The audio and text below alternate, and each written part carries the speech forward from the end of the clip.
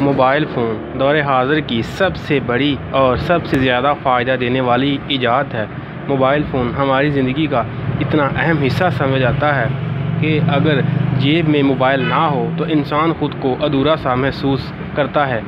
Mobile phone की बदौलत जो इस दुनिया में इनकलाब बर्पा हुआ है और जिस कदर इंसानी ज़िंदगी पुरसकून हुई है और जिस तरह हज़ारों मील बैठा इंसान पास महसूस होता है और इसी तरह एक मुआशी इनकलाब आया है, शायद सदियों पहले इसको इंसान सोच भी नहीं सकता हो।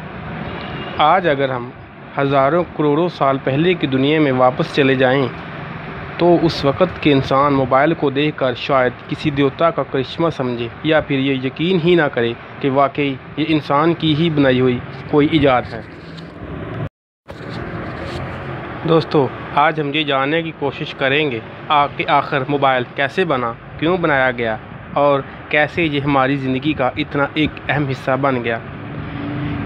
ये बात है 1917 की, जब पहली जंग अज़ीम अपने अरूज पर थी। पूरी दुनिया की आलमी ताकतें एक दूसरे से पंजा आज़मा थी। तब अमेरिका के पास इस वक्त के जदीद तरीन रेडियो सिस्टम था, जिनसे वो अपनी फ़ौजी क़यादत से मसलसल राब्ते में थी और रेडियो सिस्टम से आला हुकाम को अपनी फ़ौजी क़ुव्वत को रेडियो की लहरों से हदायत जारी करती थी। रेडियो की लहरों से सिर्फ़ पैगाम पहुंचा जा सकता था, लेकिन पैगाम मिलता नहीं था। इसी कमी को देखते हुए जंग अज़ीम अव्वल के बाद अमेरिकी साइंसदान सर जोड़कर बैठ गए और इसी कोशिश में लग गए कि कैसे रेडियो सिस्टम से पैगाम भेजा और कैसे वसूल किया जा सकता है, ताकि अगर आइंदा ऐसी सूरत हाल का सामना हो तो नुकसान को कम से कम किया जा सके। इन्हीं कोशिशों का नतीजा था जब दूसरी जंग अज़ीम शुरू हुई। इसमें अमेरिका ने उसी वक़्त की रेडियोनिक लहरों से की मदद से अपनी फ़ौजी क़ुव्वत को पैगामात की तरसील बज़रिया मोबाइल फ़ोन की थी और मुसलसल राब्ते में थी। फिर जंग के ख़ात्मे के बाद अमेरिकी साइंसदानों ने इस प्रोग्राम को मज़ीद तेज़ कर दिया ताकि इसे फ़ौजी ताकत के अलावा मुख्तलिफ़ अदारों के इस्तेमाल में भी लाया जा सके। इसी कोशिश के नतीजे में 1947 में अमेरिका ने पहला ऐसा रेडियोनिक लहरों से लैस आला ईजाद किया जो कि एक आम इंसान इस्तेमाल कर सकता था। ये अपनी नौइयत का तारीख़ में पहला मोबाइल फ़ोन था। इसका वज़न तकरीबन 36 किलो था। इससे कॉल करने वाले शख्स को अपनी आवाज़ रेडियोनिक लहरों से भेजकर थोड़ी देर जवाब का इंतज़ार करना पड़ता था। इस अनोखी इजाद को लोगों ने इतना वज़न और इतना महंगा होने के बावजूद बहुत पसंद किया और देखते ही देखते सार्फिन की तादाद 5000 हो गई। लेकिन कंपनी के लिए ये मार्केट बहुत ज़्यादा तरक्की याफ्ता ना थी, इसीलिए कंपनी के लिए इस पर सरमायाकारी करना बहुत बड़ा चैलेंज था। इसकी बड़ी वजह रेडियो सिस्टम के साथ मोबाइल फ़ोन का ताल्लुक़ था और उस वक़्त सिर्फ़ 3 रेडियो स्टेशन थे, इसलिए मुख्तलिफ़ शहरों से बिया वक़्त सिर्फ 3 सार्फ बात कर सकते थे।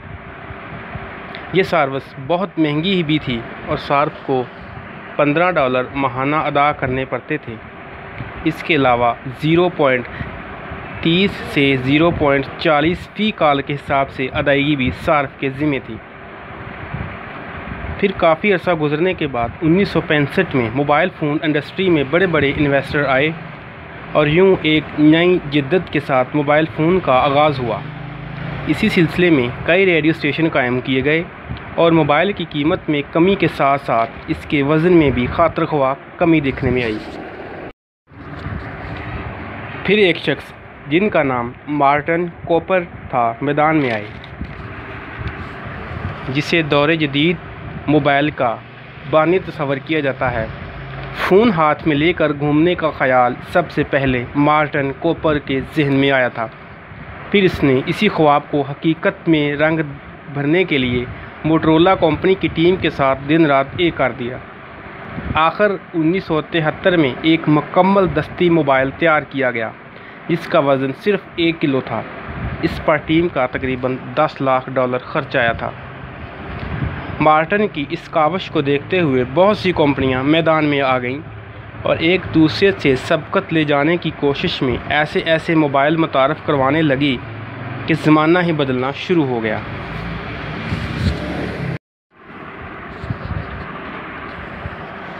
फिर 1999 में मोटरोला ने मज़ीद बेहतरी के साथ नए नए मॉडल मुतारफ़ करवाए ताकि आसानी से इसे जेब में रखा जा सके। इनका वज़न भी मज़ीद कम किया गया।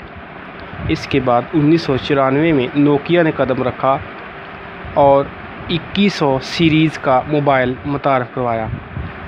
फिर 1995 में मोटोरोला ने ही पॉकेट क्लासिक के नाम से उस वक़्त का जदीद तरीन मॉडल पेश किया। 1996 में NEC कंपनी ने ओपेरा के नाम से मॉडल मुतारफ़ करवाए। ये उस वक़्त की सबसे मुनफरिद इजाद थी जो कि फ्लैप होती थी। आखिरकार 2007 में मोबाइल की दुनिया यकसर बदल गई जब मशहूर ज़माना कंपनी एप्पल मार्केट में आई और पहला आईफोन लॉन्च किया।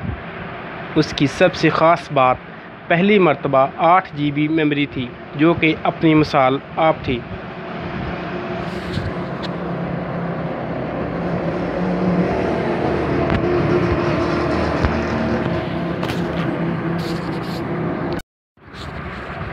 इसके बाद मोबाइल इंडस्ट्री क्या बनेगी, क्या बन सकती है, क्या क्या करिश्मे अभी होना बाकी हैं जो कि होने वाले हैं, इसके मतलब कोई नहीं जानता। बस इतना कहा जा सकता है कि उस वक़्त दुनिया की आबादी का तकरीबन 60% हिस्से पर मोबाइल का कब्ज़ा है और बाकी जो 40% हिस्सा मोबाइल फ़ोन से खाली है, इस पर कब्ज़े के लिए जदीद तरीन और अपनी मिसाल आपके तहत नित नए मॉडल हर मिनट में मुतारफ़ करवाए जा रहे हैं। और इस सवाल का जवाब आने वाला वक्त ही देगा कि इसका इख्तिताम कहाँ पर जाकर होगा, क्योंकि जो चीज़ पैदा होती है उसका अंत भी लाजमी होता है।